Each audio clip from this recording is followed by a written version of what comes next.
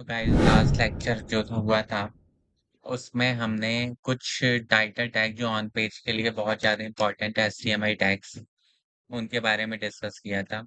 जैसे कि टाइटल हो गया, मेटा डिस्क्रिप्शन हो गया, कीवर्ड्स हो गया। कीवर्ड्स के बारे में हमने काफ़ी डिटेल में पढ़ा है। इसके अलावा कंटेंट के बारे में हम पढ़ चुके हैं। अब हम कुछ जो एचटीएमएल के टैग्स हैं जो कि बहुत ज़्यादा इंपॉर्टेंट है उनको हम अब डिस्कस करने वाले हैं। ठीक है, तो हेडर टैग्स ये सब क्या होते हैं ये सब डिस्कस करने के लिए हम introduction to the key elements of a website pages पढ़ते हैं। तो एनाटॉमी समझेंगे। इस लेक्चर में हम एनाटॉमी समझेंगे कि एसईओ पॉइंट ऑफ व्यू से क्या वेबसाइट के पेजेस के का क्या स्ट्रक्चर होना चाहिए, जो उसमें एलिमेंट्स हैं उन वो किस तरीके से विजिबल होने चाहिए ह्यूमन विजिटर्स को, जो कि एसईओ फ्रेंडली होगा। ठीक है, तो उसको डिस्कस करने के लिए हम जो है ये पूरी स्क्रीन देख रहे हैं। तो इस स्क्रीन में देखेंगे आप तो ये एनाटॉमी ऑफ वेबसाइट पेज मतलब एक वेबसाइट पेज जो है उसमें आइडियली क्या-क्या दिखना चाहिए हमको ये इस पेज में बता रहा है। तो ये पेज देखने के बाद आपको थोड़ा-सा कुछ अंदाज़ा लग रहा होगा कि ये जो है वेबसाइट का होम पेज है, जो हमारा फ्रंट पेज लैंडिंग पेज दिखता है और ये उसका स्ट्रक्चर है। तो गूगल ने जो है एसईओ के पॉइंट ऑफ व्यू से बताया है कि यदि आपका होम पेज है, तो उसका स्ट्रक्चर किस टाइप का होना चाहिए। ठीक है, तो यहाँ पे सबसे पहले कुछ आइकन्स दिख रहे हैं आपको, जैसे सबसे ऊपर जो है ये ब्राउज़र होता है, ये आपको पता ही है। इसके बाद जो आपका पेज टाइटल होता है, उसके बगल में एक वो पे एक आइकन दिखता है। जैसे कि यूट्यूब का आइकन दिखता है, आपको फेसबुक का आइकन दिखता है, उसी तरीके से जो आइकन हमारी वेबसाइट का खुद का दिखता है, वो फैब आइकन होता है। और ये जो फैब आइकन है, ये हमारी वेबसाइट पे लगा होना चाहिए। ठीक है, ये फैब आइकन जो है वो हमारी वेबसाइट पे दिखना चाहिए। अब आपको पता है ये जो टाइप करते हैं जहाँ हम डोमेन नेम वगैरह टाइप करते हैं इसको क्या कहते हैं? इसको हम स्ट्रक्चर कहते हैं, इसको यूआरएल कहा जाता है। ठीक है, इसको क्या कहा जाता है? यूआरएल। उसके अलावा ये जितने भी पेजेस हैं जैसे हम होम जाते हैं, अबाउट जाते हैं, किसी भी पेज में जा रहे हैं हेडर वाले पोर्शन में, तो ये वाला पोर्शन जो है ये हेडर कहलाता है। यहाँ पे आइडियली हमारा वेबसाइट का लोगो लगा होना चाहिए। इसके पास ये जो बटन्स होते हैं अबाउट होम ये सब जो है, इनको क्या होता है ये जब हम एक जगह से दूसरी जगह जाते हैं इसको क्या कहा जाता है? इसको कहा जाता है नेविगेशन। और मान लीजिए कि इसमें कुछ सब कैटेगरी पेजेस बने हुए हैं तो इसको क्या कहा जाएगा? इस पे क्लिक करके हम सब कैटेगरीज पेजेस को ओपन करेंगे, इसको क्या कहा जाएगा? इसको कहा जाएगा ड्रॉप डाउन। नेविगेशन मतलब एक जगह से दूसरी जगह जाना। आपने कई वेबसाइट में मोबाइल में ये 3 लाइन्स देखी होंगी, इसको क्या कहा जाता है? हैम्स बर्गर कहा जाता है। ठीक है, इसको क्या कहा जाता है? Hams burger. अब यहाँ पे आप देखेंगे ये जो यहाँ से यहाँ तक की जो इमेज होती है, इसको हीरो इमेज कहा जाता है, जो कि हमारे लैंडिंग पेज के लिए बहुत ज़्यादा इम्पोर्टेंट रोल प्ले करती है। ठीक है, ये हीरो इमेज है। यहाँ पे आप लिखेंगे कि स्टार्ट योर एडवेंचर या फिर आप कुछ भी लिख सकते हैं। ठीक है, और यहाँ पे कॉल टू एक्शन बटन होगा हमारा। कॉल टू एक्शन बटन बहुत ज़्यादा ज़रूरी है हमारे एक्शन उसको बताने के लिए कि हमारा एक्शन हम क्या दिलवाना चाहता है सामने वाले से, जैसे बाय नाउ, ग्रैब नाउ, इस तरीके से हम कुछ भी कर सकते हैं। इसके बाद ये हीरो इमेज के नीचे का ये जितना भी पोर्शन यहाँ तक का होता है, इसको क्या कहा जाता है? इसको बॉडी कहा जाता है। ये पूरा स्ट्रक्चर बॉडी कहा जाता है और इसके नीचे ये कंप्लीटली हमारे ऊपर डिपेंड करता है कि हम किस तरीके का स्ट्रक्चर रखना चाहते हैं।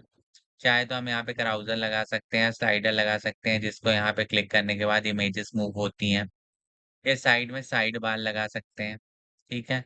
ये यहाँ पे हम इस तरीके से कार्ड लिख सकते हैं और कार्ड रख सकते हैं और कार्ड में हमको इंटरनल लिंक और हाइपरलिंक देना बिल्कुल कंपल्सरी होता है, क्योंकि एसईओ पॉइंट ऑफ व्यू से बहुत इंपॉर्टेंट फैक्टर होता है, ठीक है? किसी आप लिंक के ऊपर जाएँगे तो उसका कलर चेंज हो जाता है, इसको होवर स्टेट कहा जाता है। इसके अलावा ये जो हैं ये कार्ड्स हैं, इनको कार्ड कहा जाता है जिसमें कहीं इमेजेस लगी रहती है, उसके नीचे कंटेंट लिखा रहता है।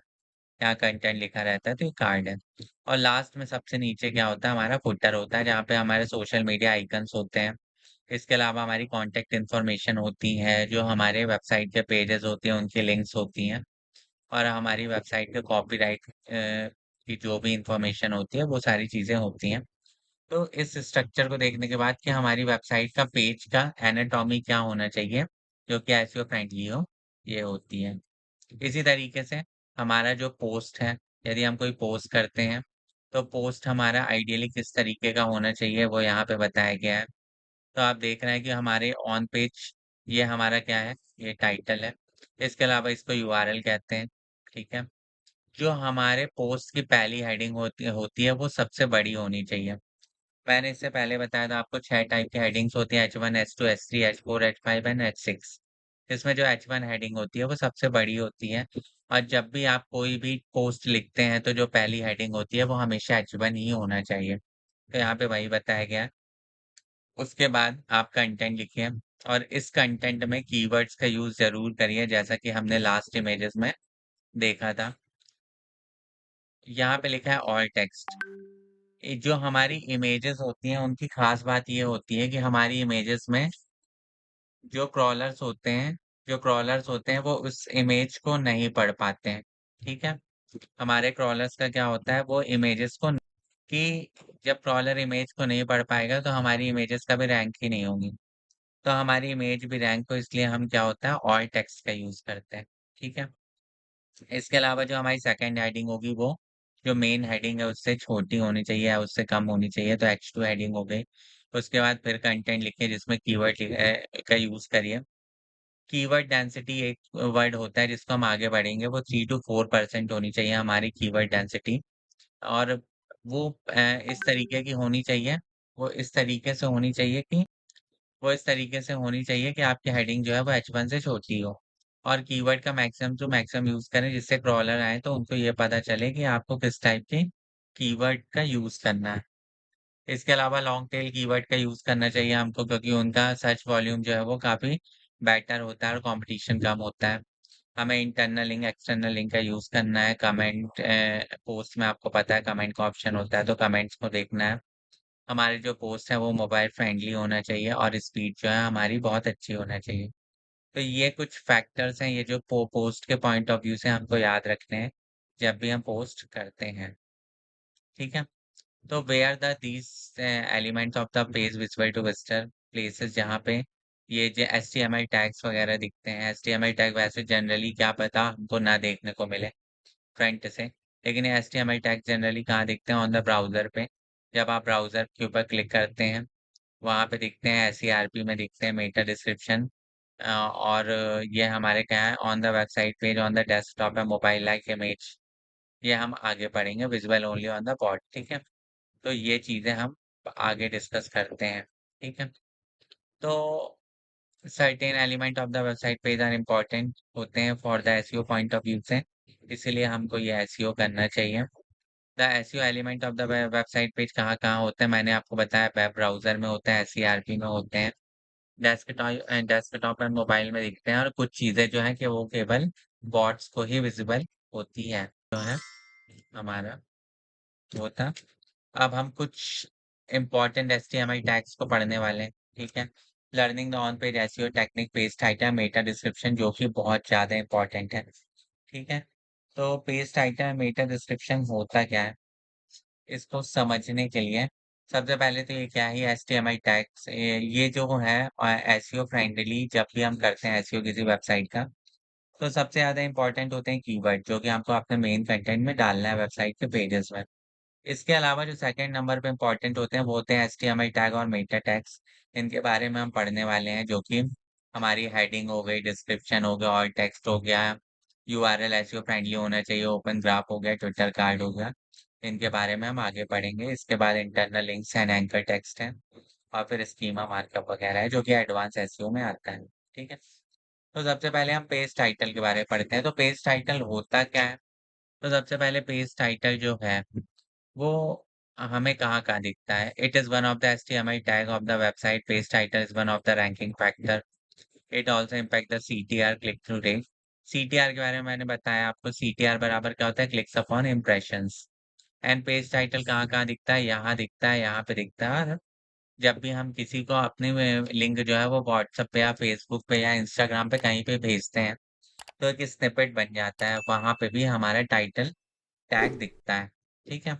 तो ये प्रैक्टिकली देख लें कि ये टाइटल टैग हमको कैसे डिजिटल मार्केटिंग कोर्स सर्च कर रहा हूँ मैं और मैं इंटर कर रहा हूँ। तो जैसे हम आप डिजिटल मार्केटिंग कोर्स सर्च कर रहे हैं तो आप देखेंगे कि यहाँ पे आपको ये फिज़िक्स वाला का यहाँ पे ये जो दिख रहा है इसको क्या कहा जाता है? इसको टाइटल कहा जाता है, ठीक है? इसके अलावा आप यहाँ पे आएँगे, तो जैसे ही आप यहाँ पे आएँगे तो आपको यहाँ पे भी कुछ दिख रहा है। मान लीजिए इस लिंक के ऊपर मैंने क्लिक किया और इस लिंक के ऊपर क्लिक करने के बाद जब मैं यहाँ पे आ रहा हूँ, तो यहाँ पे आके ये जो दिख रहा है ये भी क्या है? ये टाइटल टैग है, ठीक है? ये जो आपको ब्लॉक्स में दिख रहा है ये टाइटल टैग है। इसके अलावा टाइटल टैग कहाँ दिखता है? हमारा एसईआरपी में दिखता है। और तीसरा मैंने बताया कि जब भी आप किसी को लिंक शेयर करते हैं अपनी वेबसाइट की, तो एक व्हाट्सएप पे स्निपेट टाइप का बन जाता है, जैसे यूट्यूब पे बन जाता है। तो वो जो है, उसको क्या कहते हैं, वहाँ पे भी टाइटल टैग एंड डिस्क्रिप्शन दिखता है, इसलिए काफ़ी ज़्यादा इम्पोर्टेंट होता है। तो इसीलिए लिखा है page title is one of the ranking factor. It also impact the CTR. आप एक चीज़ याद रखिए, जो भी चीज़ें क्लिकेबल होती हैं, वो डायरेक्टली आपके सीटीआर को इम्पैक्ट करती हैं। जैसे आप टाइटल टैग के ऊपर क्लिक कर सकते हैं, पर आप डिस्क्रिप्शन के ऊपर नहीं कर सकते। तो ये जो है पेज टाइटल जो है, वो हमारा बहुत ज़्यादा इम्पोर्टेंट होता है सीटीआर पॉइंट ऑफ व्यू से। और ये 3 जगह दिखता है, मैंने आपको बता दिया है। तो फिर जो पेज टाइटल होता है हमारा, जिसको एसईओ टाइटल के नाम से भी जाना जाता है, तो इसकी बेस्ट प्रैक्टिसेज़ क्या हैं? तो देखिए मैंने अभी आपको यहाँ पे सर्च करके दिखाया। तो पहले तो आप देखिए कि बहुत सारे आपको टाइटल टैग एंड डिस्क्रिप्शंस दिखेंगे। जिनमें से कुछ जब आप देखेंगे नीचे आएँगे तो आप यहाँ पे देखने को मिलेगा आपको कि यहाँ पे कुछ टाइटल में आप जाएँगे तो कुछ टाइटल में आपको डॉट, डॉट, डॉट ऐसे ये वाला है डीआईडीएम का देखिए। Best digital marketing course institute इन दिल्ली डॉट, डॉट, डॉट। तो क्या होता है ये एक नेगेटिव इम्पैक्ट डालता है हमारे व्यूअर के ऊपर, ठीक है? और क्रॉलर भी इसको अच्छा नहीं मानते हैं, इसीलिए वो हमारी रैंकिंग को बैड इम्पैक्ट कर सकते हैं। जैसे कि आप इनके डिस्क्रिप्शन में भी दिख रहा है डॉट डॉट डॉट लिखा हुआ है। तो ये जो है बेस्ट प्रैक्टिस इन्होंने फॉलो नहीं की है, इसलिए इनकी रैंकिंग जो है वो नीचे है। तो इसकी बेस्ट प्रैक्टिस क्या है? तो इसकी बेस्ट प्रैक्टिस ये है कि जो हमारा टाइटल और डिस्क्रिप्शन है उसकी कैरेक्टर लिमिट कितनी होनी चाहिए? 60 टू 70 कैरेक्टर्स होना चाहिए, less than 60 is better for the mobile click, ठीक है? हाँ, ईच पेज मतलब हमारी वेबसाइट पे जितने भी पेज होंगे, चाहे वो होम पेज हो, चाहे वो डिजिटल मार्केटिंग का पेज हो, चाहे वो डेटा एनालिटिक्स का पेज हो, किसी भी चीज़ का पेज होगा, तो हर पेज का एक यूनिक टाइटल एंड डिस्क्रिप्शन होगा। आप ऐसे नहीं कर सकते कि डिजिटल मार्केटिंग में भी डिजिटल मार्केटिंग लिख दिए। सेकंड पेज जो डिजिटल मार्केटिंग है, उसमें भी आपने सेम टाइटल डाला। तीसरे में भी सेम टाइटल डाला, तो इस तरीके से नहीं कर सकते आप, ठीक है? हर पेज पे डिफरेंट होगा। इसके अलावा हम इन टाइटल टैग्स में हमेशा कीवर्ड का यूज़ करेंगे, ठीक है?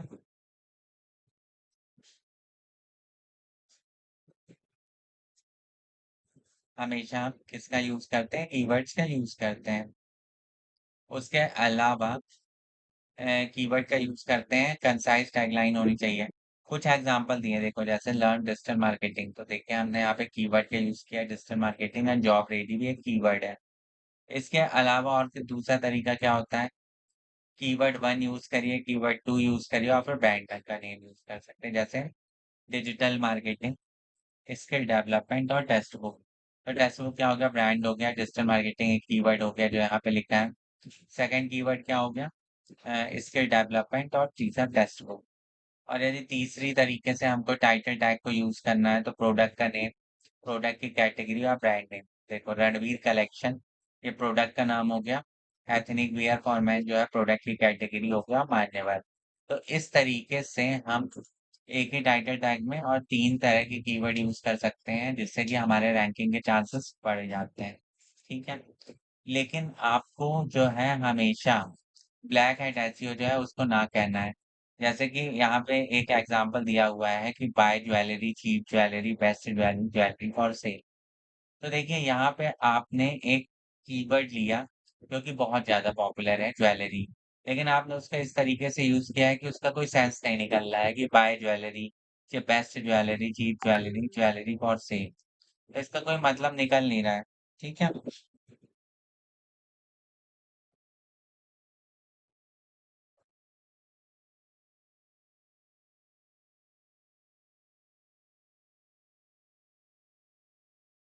तो इसका कोई मतलब नहीं निकल रहा है। तो आपको क्या करना है, आपको क्या करना है, आपको इसको इस तरह की प्रैक्टिस को यूज नहीं करना है जिसका कोई मतलब ही ना हो। ठीक है, तो आपको इस तरह की कोई भी प्रैक्टिस नहीं करना है। अब आप सेकंड देखेंगे तो ये एसईओ टाइटल है। अब डिस्क्रिप्शन की बात हो रही है। ठीक है, तो हम किसी भी वेबसाइट, आज ये जो हमने टाइटल पढ़ा है, ये टाइटल टैग जो है हम इसको कैसे अपडेट करेंगे। ठीक है, तो ये अभी हम प्रैक्टिकली देखेंगे। तो सबसे पहले हम आते हैं अपनी वेबसाइट पे, किसी वेबसाइट पे आएंगे, अपनी वेबसाइट पे आते हैं। ये मैं अपनी वेबसाइट पे लॉगिन कर रहा हूँ। मान लीजिए ये वेबसाइट है, मैं इसको ले रहा हूँ और मैंने इसको क्लिक किया, इसके वर्डप्रेस एडमिन में गया। ठीक है, ये मैं मेरे वर्डप्रेस एडमिन में हूँ मैं। अब मैं क्या करूँगा, मैं अपने पेजेस में जाऊँगा, ऑल पेजेस में जाऊँगा। इसके लिए जो है योस्ट एसईओ जो है वो ज़रूरी है कि योस्ट एसईओ आपकी वेबसाइट पर होना चाहिए। ठीक है, मैंने एसईओ इससे पहले कराया था आपको, योस्ट एसईओ। इसके बाद आप नीचे आएँगे किसी भी पेजेस में, जिस भी पेज का आपको मान लीजिए कि आपको जो है वो होम पेज का, ये जो हमारा होम पेज है, ये जो हमारा होम पेज है, इसका मुझे इसका मुझे टाइटल टैग अपडेट करना है। तो मैं एडिट करूँगा। मैं नीचे आऊँगा, यहाँ पे एडिट विद एलिमेंटा करने की जरूरत नहीं है। और ये देखिए, ये क्या है, मेरा टाइटल है। ठीक है, अब यहाँ पे जब योस्ट एसईओ पे आप आएंगे तो योस्ट एसईओ में यहाँ पे आपको पेज के नीचे यहाँ पे कुछ वर्ड दिखेंगे, जैसे फोकस की फ्रेज लिखा है कि आप इस पेज में, जिस पेज के बारे में अभी आपने बताया हुआ है, इस पेज के बारे में आप क्या पे फोकस, किस कीवर्ड के ऊपर फोकस करना चाहते हैं, तो वो आप यहाँ डाल देंगे। जैसे कि आपने यहाँ पीछे देखा था कि जब हम डिजिटल मार्केटिंग सर्च कर रहे हैं तो यहाँ पे ये चीजें practical oriented advance digital marketing, क्योंकि मैंने डिजिटल मार्केटिंग कोर्स सर्च किया है तो ये देखिए यहाँ पे ब्लैक में बोल्ड में दिख रहा है। तो ये इस तरीके से ऊपर भी आप देख सकते हैं, यहाँ पे भी देखिए डिजिटल मार्केटिंग कोर्स बोल्ड में है। इसी तरीके से ऊपर जाएंगे तो वो भी आपको डिजिटल मार्केटिंग कोर्स बोर्ड में मिलेगा। तो ये जो होते हैं वो हमारे फोकस कीवर्ड होते हैं। ठीक है, तो फोकस कीवर्ड हमने यहाँ पे पुट किया हुआ है। इसके अलावा नीचे आएंगे तो नीचे आने के बाद हमने, आप यहाँ पे नीचे आएंगे तो यहाँ पे आप क्या कर सकते हैं, टाइटल डालेंगे अपने, उसका फैशन फॉर, जो भी आपका रिलेटेड है, मान लीजिए पेज जो है वो फैशन से रिलेटेड है, तो आप क्या डालेंगे, मोबाइल, ये मोबाइल रिजल्ट है। यहाँ पे हम डेस्कटॉप का रिजल्ट देख सकते हैं कि डेस्कटॉप पे मेरा कैसे दिखने वाला है, मोबाइल पे कैसे दिखने वाला है। इसके बाद आप नीचे आएंगे, तो जैसे ही नीचे आएंगे तो आपको यहाँ पे एसईओ टाइटल डालना है। तो मैंने क्या डाला, मैंने बोला था देखिए fashion for the modern women, ये मैंने कीवर्ड डाल दिया। उसके बाद ये अपने ब्रांड का नाम डाल दिया। अब जैसे ही मैं अपने ब्रांड के नाम के आगे कुछ भी ज्यादा टाइप करूंगा, कुछ भी मैं लिखता जाऊंगा, तो वो क्या हो जाएगा, वो रेड हो जाएगा। समझ में आया?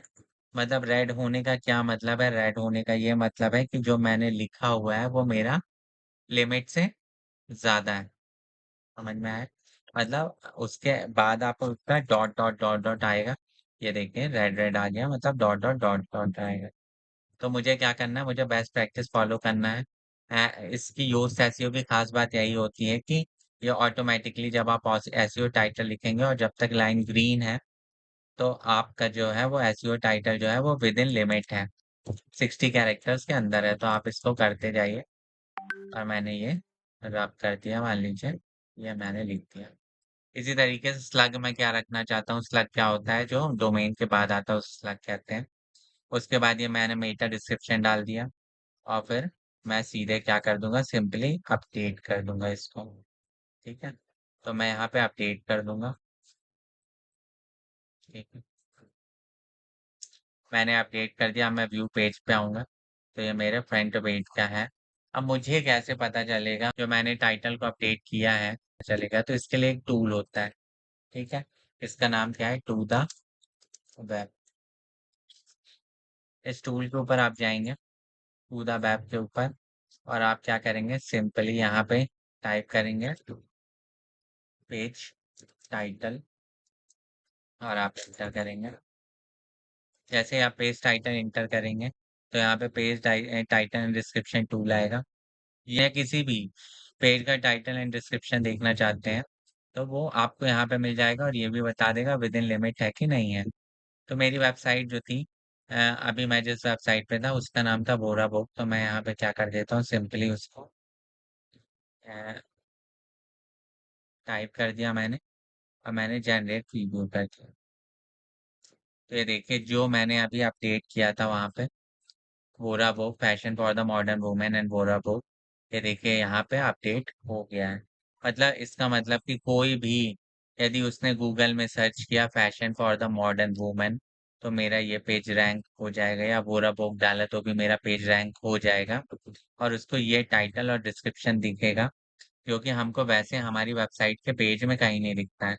ये टूल हमें क्या मदद करता है, हमारी वेबसाइट के जो पेजेस का टाइटल टैग और डिस्क्रिप्शन हमने अपडेट किया है वो अपडेट हुआ कि नहीं ये चेक करना हो, और वो विद इन लिमिट है कि नहीं, यदि ये हमको चेक करना हो, ये देखिए यहाँ पे 375 पिक्सल का है।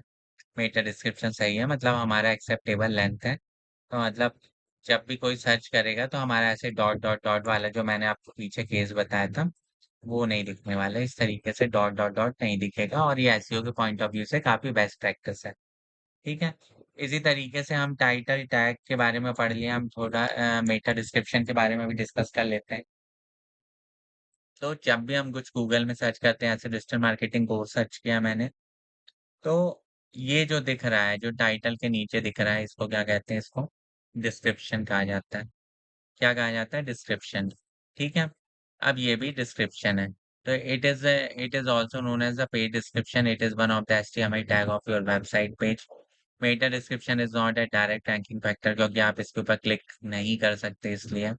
बट ये सीटीआर को इम्पेक्ट करता है। सीटीआर क्या होता है, क्लिक थ्रू रेट होता है, जो कि मैंने डिस्कस किया था अभी आपसे कि क्लिक्स अपॉन इम्प्रेशन होता है। इसके बारे में और हम डीप में पढ़ेंगे आगे। मेटा डिस्क्रिप्शन में जो पेज का होता है वो कहाँ कहाँ दिखता है, एक तो एसईआरपी में यहाँ दिखता है, और जब आप किसी को व्हाट्सएप पे लिंक शेयर करते हैं तो वो इस यहाँ पे स्निपेट जो बनता है वहां पे दिखता है। ठीक है। तो ये जो है सीटीआर के पॉइंट ऑफ व्यू से, सीटीआर क्या होता है, सीटीआर ये बताता है हमको कि 100 लोगों में यदि 100 लोगों को आपकी वेबसाइट दिखी, तो यदि सीटीआर 5 है तो मतलब 5 लोगों ने आपकी वेबसाइट के ऊपर क्लिक किया है। ठीक है। सीटीआर हमको क्या बताता है, ये बताता है। तो सीटीआर ये सोशल मीडिया वेबसाइट पे और एसईआरपी पे दिखता है। तो इसकी बेस्ट प्रैक्टिसेस क्या है, इसकी बेस्ट प्रैक्टिस ये है कि आपकी जो कैरेक्टर लिमिट है वो 155 टू 160 कैरेक्टर होनी चाहिए for the desktop point of view से, एंड 120 कैरेक्टर होना चाहिए फॉर द मोबाइल डिवाइसेस के पॉइंट ऑफ व्यू से। ठीक है। इससे ज्यादा आप रखेंगे तो आपका डॉट डॉट डॉट दिखेगा, जो कि बेस्ट प्रैक्टिस नहीं है। हमेशा जो है वो ह्यूमन विजिटर के लिए होना चाहिए, आपके सीटीए होना चाहिए, ग्रैब नाउ बाय नाउ, इस टाइप का कुछ ना कुछ आपकी वेबसाइट पे दिखना चाहिए। ठीक है। तो आप हमेशा देखेंगे गेट इन टच जैसे इनमें लिखा हुआ है 24/7 अवेलेबल। ठीक है। तो ये जो है इसको क्या कहा जाता है, एक कॉल टू एक्शन होना चाहिए, कॉल नाउ बाय नाउ, इस टाइप का। ठीक है। तो जिन्होंने जिन्होंने यूज किया उन्होंने बेस्ट प्रैक्टिस को फॉलो किया है, जिन्हें नहीं किया है तो हमको करना है। ठीक है। जैसे एक टाइटल टैग का एग्जांपल दिया है कि लर्न डिजिटल मार्केटिंग, यहाँ पे कीवर्ड का यूज हुआ from the industry expert. Enrol before 1 March to get the early bird discount. ठीक है। तो ये एनरोल बिफोर क्या है, ये कॉल टू एक्शन बटन है। ठीक है। ये ब्रीफ समरी होती है कि जो हमारे पेज में कंटेंट दिया हुआ है वो कंटेंट किस टॉपिक से रिलेटेड है, उसके बारे में थोड़ी सी इंफॉर्मेशन को क्या कहते हैं, टाइटल डिस्क्रिप्शन कहते हैं। A good description meta can be visitor click on your website to SERP। ठीक है। वेबसाइट ट्रैफिक बढ़ाने में मदद करता है। तो यहाँ पे कुछ एग्जांपल वेल रिटन डिस्क्रिप्शन के मैंने दे दिए हैं कि जैसे get all the formal essential for our men's collection. ठीक है। मतलब वो जो फोकस कीवर्ड है वो किसी ना किसी तरीके से आना चाहिए आपके इस पे, तभी जो है आपकी वेबसाइट रैंक करेगी। तो मेंस फॉर्मल वियर देखो, यहाँ मेंस फॉर्मल वियर है, यहाँ पे फॉर्मल वियर मेंस है, मतलब वो किसी तरीके से यूज होना चाहिए आपको इसका। ठीक है। तो ये क्या था, ये हमारा डिस्क्रिप्शन था। अब हम नेक्स्ट टॉपिक में क्या पढ़ेंगे, हम एचटीएमएल टैग और एचटीएमएल टैग के बारे में डिस्कस करेंगे कि ये क्या होते हैं और हमको इसका कैसे किस तरीके से यूज करना है। ठीक है। तो चलिए आज के लिए इतना ही। Thank you so much.